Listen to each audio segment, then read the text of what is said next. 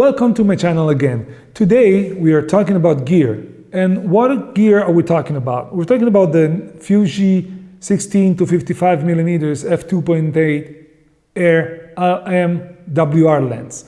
It's a pretty long name for the professional standard zoom in the Fujifilm lineup. And what does each of these acronyms mean? So the R stands for aperture ring. The LM stands for linear model, which is the modern autofocusing system, and WR stands for weather resistant, which means that paired with a weather resistant body, this lens is going to give you, it's going to basically make it for you in any weather conditions. Before we jump into the review itself, let me tell you that two things. One, this lens is not mine, it's from my friend Costantino, which you see right now here. And I need to thank him because he allowed me to use it for more than a month to test it out and build this review for you. And second thing that I want to say before jumping into it is that why this review now? I'm sure you've seen tons of review on this, and you're right. It's just that I just started my channel. So why now? Because I just started. Without any further ado now, let's focus on the lens review. Now, starting from build quality, the build quality on this lens is fantastic. It's all metal, it's solid, it's durable, again, it's weather resistant. The only plastic thing is the hood, but it's kind of standard in this kind of lenses. And another thing that it's nice, it's that the aperture ring has solid clicks. You can hear that. Let me show you this. I hope you can see this. This is a big help because whenever you're shooting, it tells you when you're moving something. There's other lenses in the Fuji lineup there where this ring is a little bit mushy and you accidentally turn it and you don't realize it. When it comes to size and weight, this lens is 8.3 centimeters large and 10.6 centimeters long and weighs at 655 grams. What does that mean? That means that compared to other Fujifilm lenses, this is fairly big and heavy. But compared to 24 to 70 f2.8 zooms in the full frame range, it gives you a slightly little more reach because this is equivalent to a 24 to 82.5, and it's a lot smaller and a lot lighter. But what does this lens make for you in the Fujifilm lineup? Well, you see here, this is paired to the X-T10. The X-T20 is recording me right now. And when you attach this lens when you mount this lens on this camera, it is definitely front heavy. The lens tends to pull the whole weight forward. This is kind of a problem in the Fuji lineup because this means that for basically any lens in any camera in the Fuji lineup, this is gonna unbalance the weight. The only cameras that I would see this kind of decently balanced is the X-T2, X-T3, X-T1. But still, it's still going to be a little bit front heavy, and it's going to be perfect on the XH1 and the XH2 if and when it comes out. Other than that, again, as I said, the build quality is perfect. What about the price? This lens costs around $1,000, and this is not cheap. Let's make it clear. But compared with comparable lenses in the full frame cameras, this is less than half of the cost. But of course, there's a big difference. This lens is not stabilized, while the majority of the new 24 to 70 zooms are stabilized, or is the camera that is stabilized. So in this case, you're saving the money of the stabilizers, but in general, this lens costs a lot less compared to the equivalent counterparts. What about the autofocus?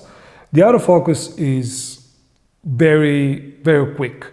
There's nothing to complain about it. Of course, it's gonna depend on the camera you're using it with, which On the X-T20 feels nice, it's fast, it's accurate.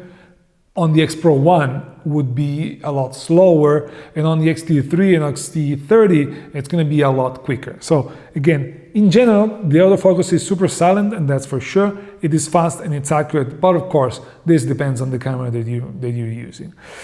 What else? Well, I guess what is lacking in my review right now is image quality in both audio, in both stills and video.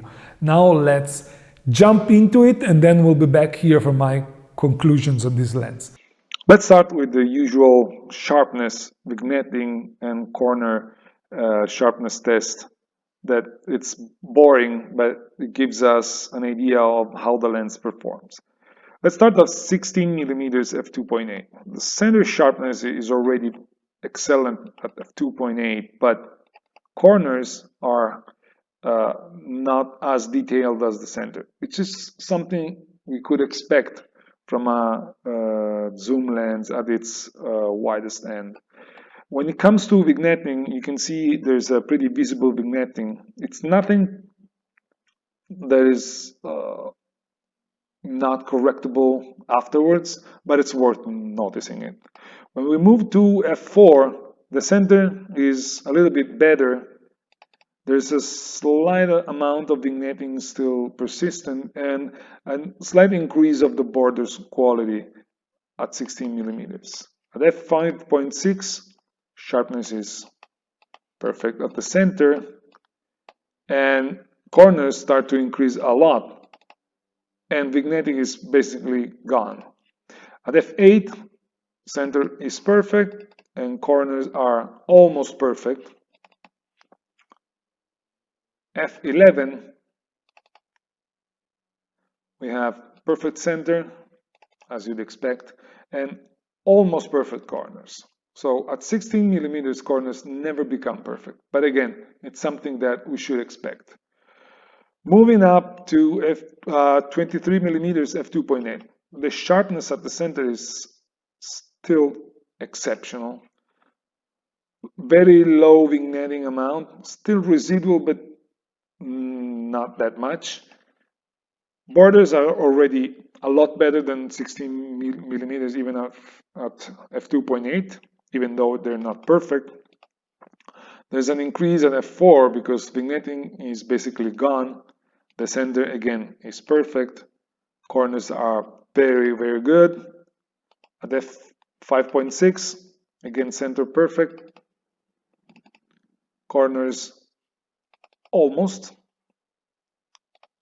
f8, center perfect, and corners even better than before. And f11, the center is perfect, and corners are basically perfect as well. Moving up to 35mm, we have perfect center. Again, this lens at center sharpness is basically spectacular. Very low amount of vignetting, and corners are already very good, starting at f2.8 at 35mm. At f4, vignetting is gone. Center is again perfect. Borders almost. f5.6, again center is perfect. Corners are perfect as well. We're already at 5.6. f8, again center perfect, and corners as well. And f11, center is perfect, and corners as well. Moving up to 55mm, we see that vignetting shows up again, not too much, however. Center sharpness is exceptional.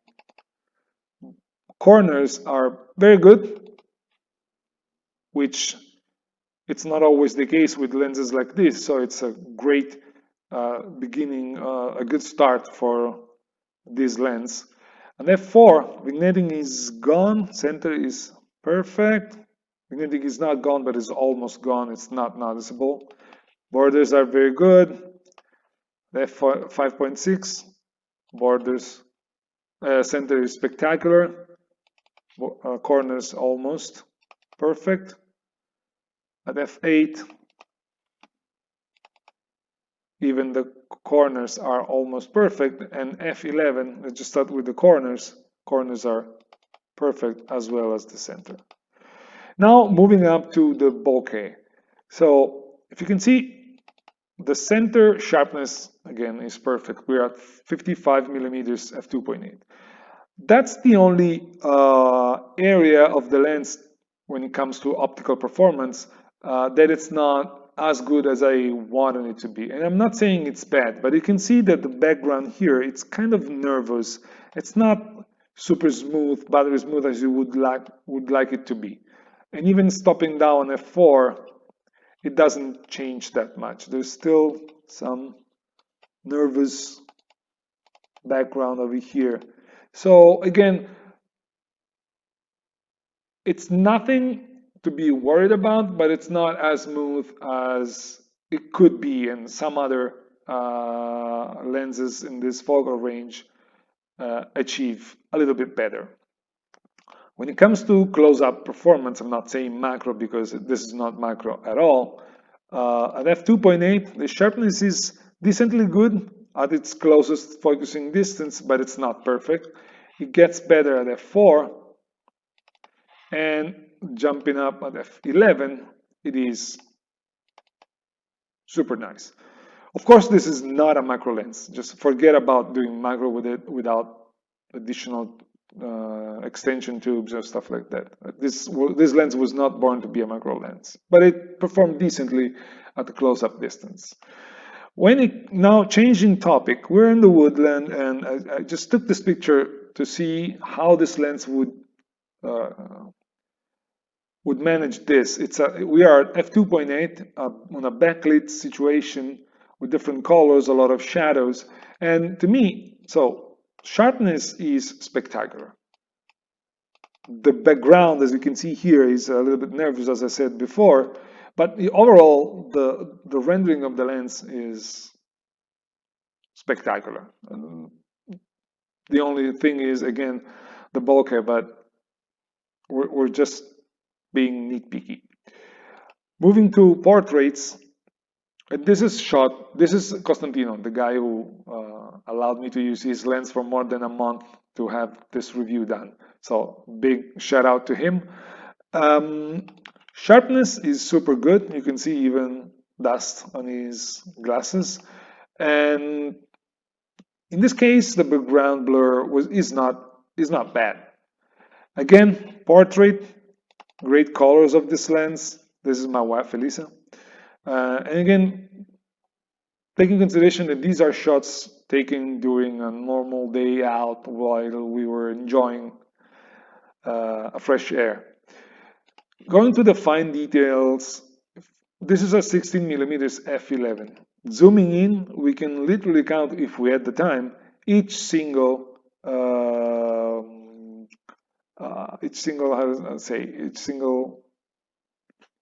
I don't know the term of this yellow vegetation in front. So very nice details even in the background. So again, this lens, there's nothing to complain about this lens. Now going to a strongly backlit situation in a concert kind of environment. And in this case, you can see there's little to no flare at all. We're at 6400 ISO, so very low light situation.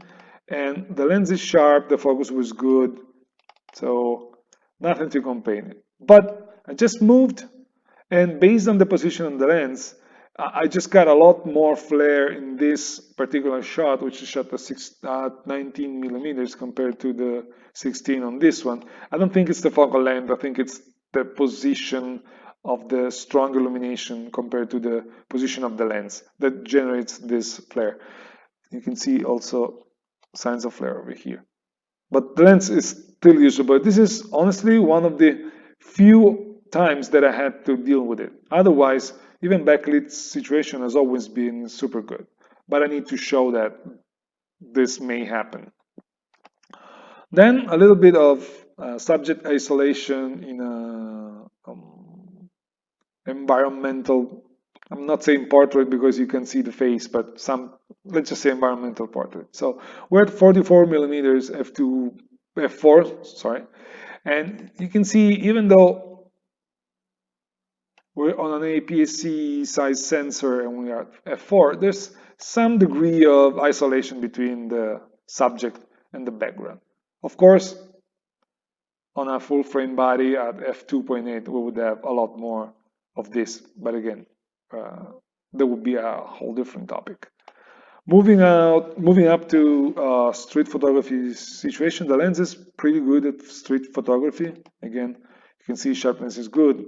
This is the guy,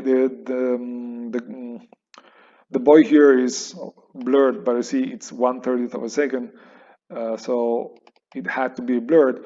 The only thing in these conditions is that the lenses being huge is super noticeable, and this boy's mom came to me asking what I was doing while I was shooting. So that's why I'm also showing this shot where it's just his back, because I don't want to get into any trouble. But again, the lens is noticeable. I don't feel comfortable shooting street photography with this lens because of that. Going back to concerts, I really love this picture because there's a little bit of loss of contrast in this area over here, but it works perfectly with the scene, and sharpness is there despite being at 3200 ISO. And these are all JPEGs. All of these are JPEGs. I'm not using the raw files here. And colors are perfect. I mean, I really like how this lens behaves in this kind of scenarios. Then another shot in, let's say, in the wild. These are details, and for as creepy as it may look, it's good to have a look at because the level of detail on this lens is just mind-blowing. And again, woodland, two different scenarios where the lens did really good in managing both highlights, shadows, and colors. These are the scenarios where I use the lens probably the most, and having a result like this, which is handheld, it's just rewarding, I'm gonna say. In this case, there's a little bit of blur because I was at 140, and that's the lack of the image stabilizer that in situation like this, it's kind of a problem. I'm not saying a problem, but it would be nice to have.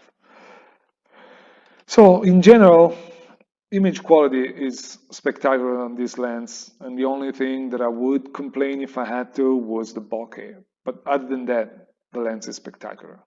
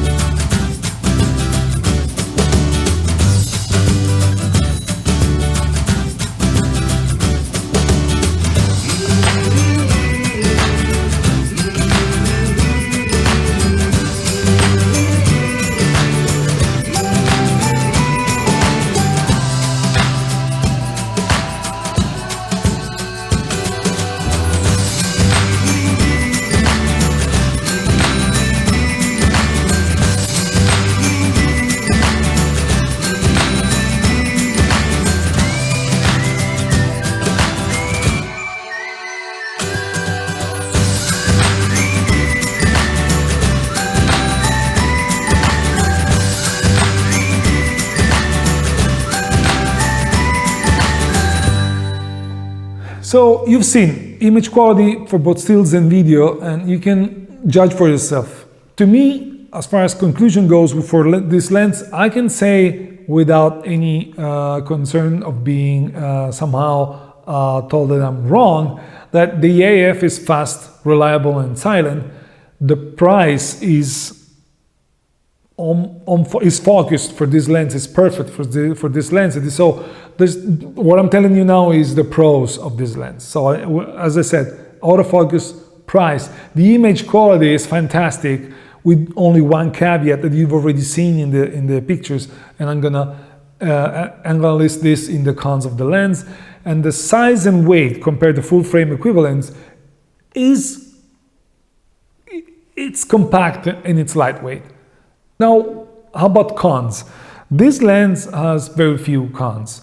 One is the size and weight if compared to the Fujifilm body design or the Fujifilm lenses lineup. This is fairly big and heavy. And again, you decide if you want to compare it to full frame or not.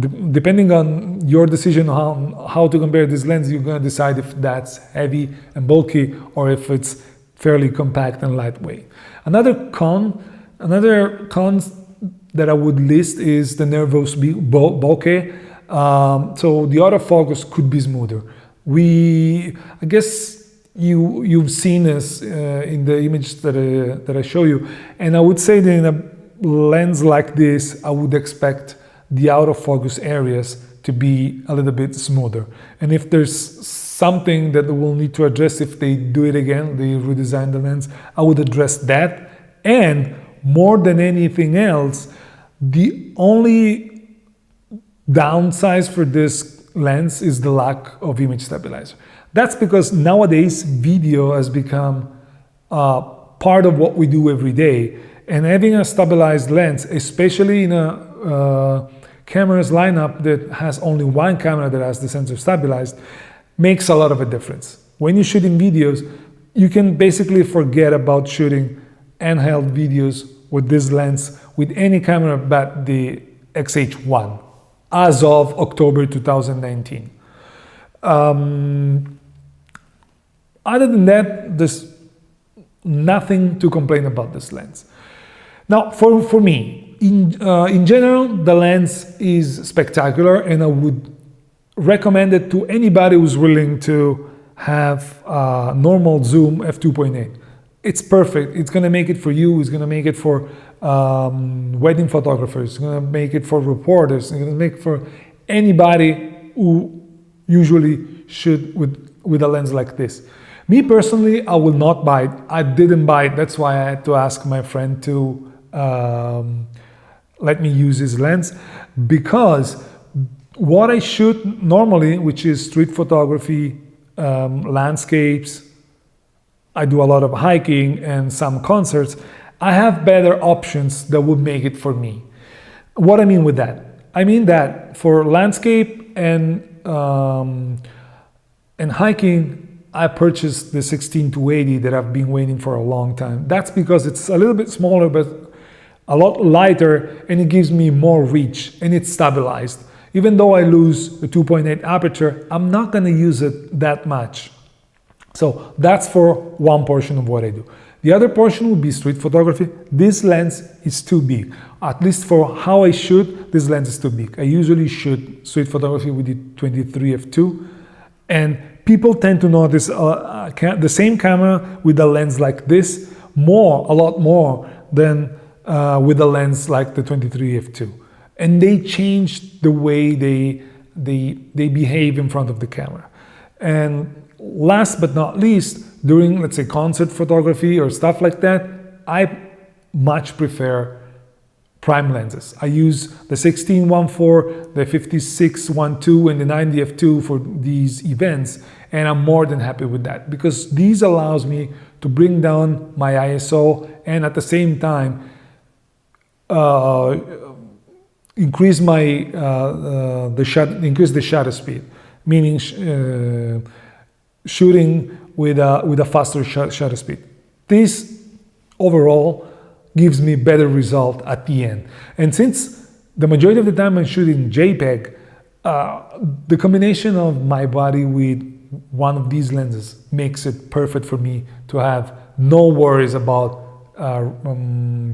post-production on these shoots. So what else? Well, thank you for watching this video. Leave me a thumbs up if you liked it. Leave me 2 thumbs down if you didn't, and subscribe if you don't want to lose my next videos. Thank you, and see you in the next one. Bye.